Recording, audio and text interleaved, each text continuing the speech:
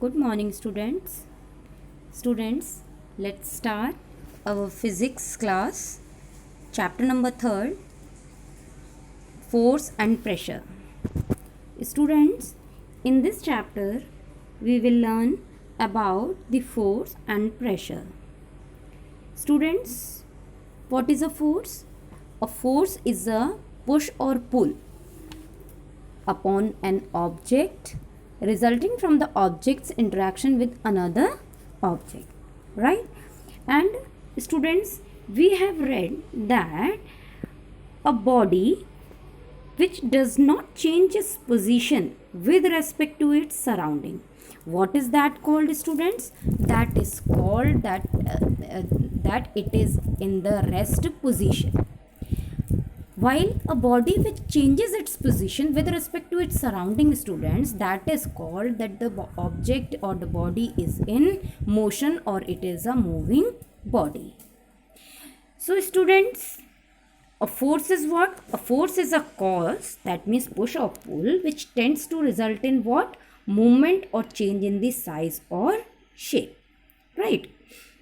So students, when a force is applied as a push or pull on any object which is free to move, students, on a stationary object which is free to move, it produces motion, right?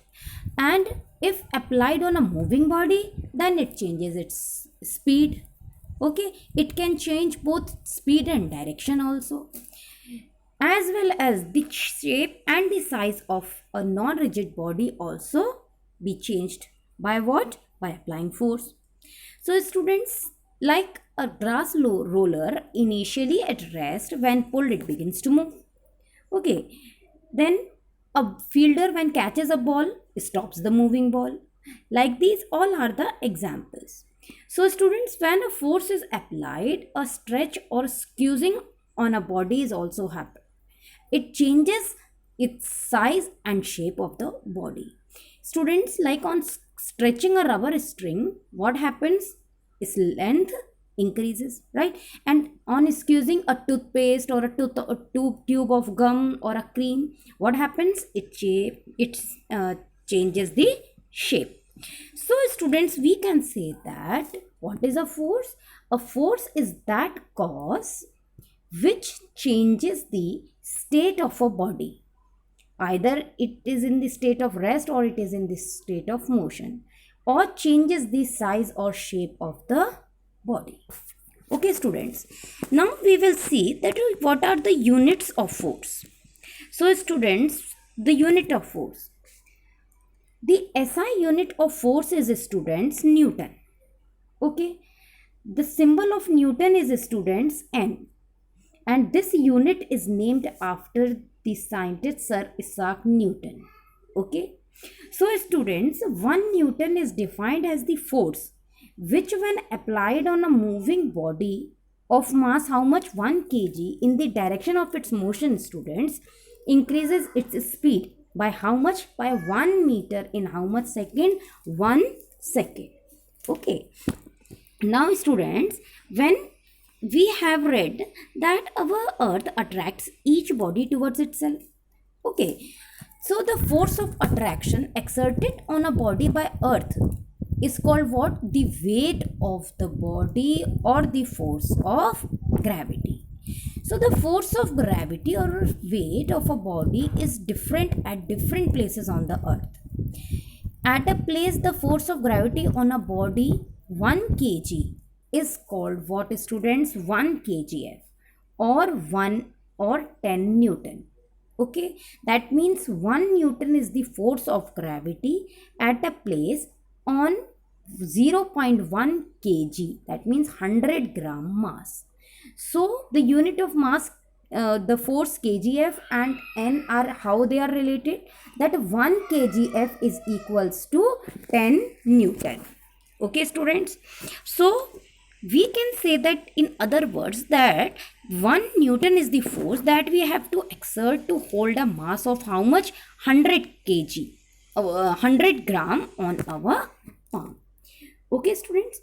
Now let's see that turning effect of force.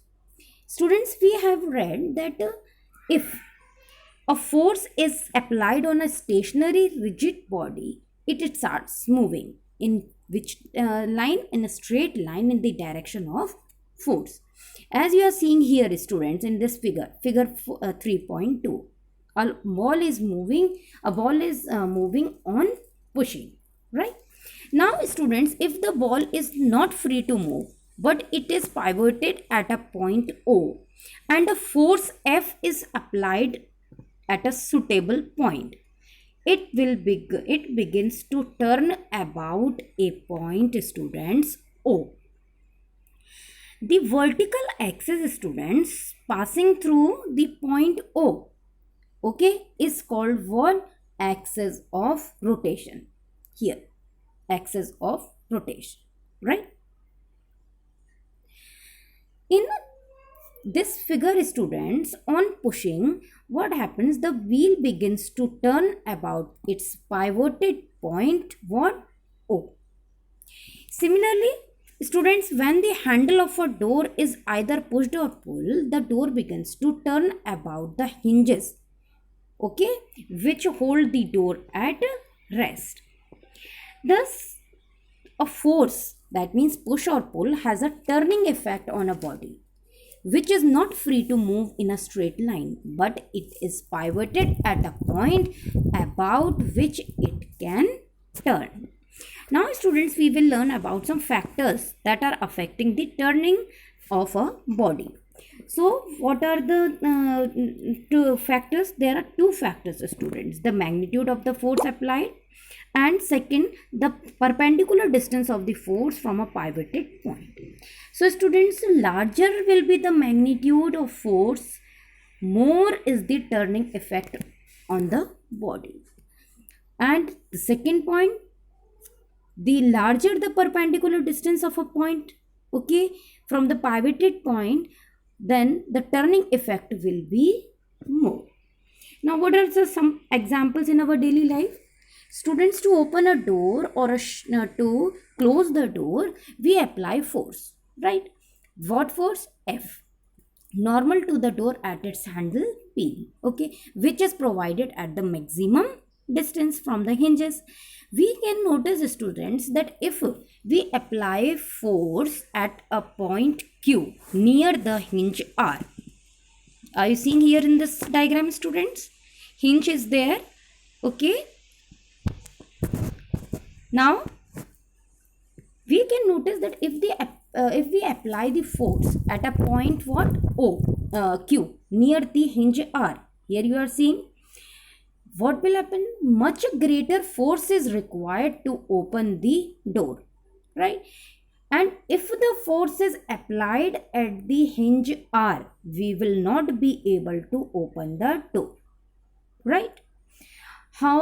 Howsoever larger the force may be, thus the handle P is provided near the free end of the door, so that smaller force is required at a larger perpendicular distance, which produces the required turning effect of the force to open or to close the door. Now the upper circular stone A, here, okay, it is the hand floor grinder.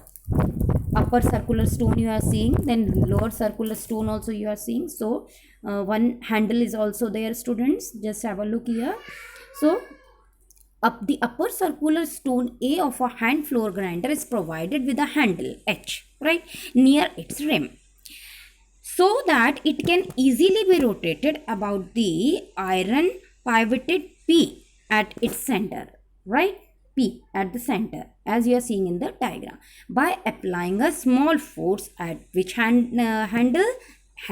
H. Okay. Now next, a potter's wheel has a wheel pivoted at the center, students. The potter turns the wheel by the means of a stick like this at the rim of the wheel. Okay, students. So next, a carpenter, he uses a drill machine, students, which is provided with a handle, so that by applying or less force, a little force at the end of the handle, the drill can easily be turned. Okay, now next, to turn the steering wheel in a car or in a truck, students, the driver applies force at a point on the rim of the wheel. In a bicycle, to turn the wheel, the force is applied on the pedal so that the distance of force from the axle of wheel is increased. Likewise, a spanner is used to tighten or loosen the nut. Has a long handle to produce what? A large turning effect by a small force applied at the end of its handle, students. So what is the conclusion? Conclusion is that, students, that from these examples, that the turning of a body about a pivot depends not only on the magnitude of the force, but it also depends on the perpendicular distance of the force from the point of rotation. Larger the perpendicular distance, less the force will be needed to turn the body. Actually, what happens, student? The turning effect on a body depends on the product of both magnitude of the force and the perpendicular distance of the force. This product is called what? Moment of force or turn. In other words, a body turns or rotates about the pivoted point due to the moment of force, students. So for today, up till here, we will continue in the next video. Thank you.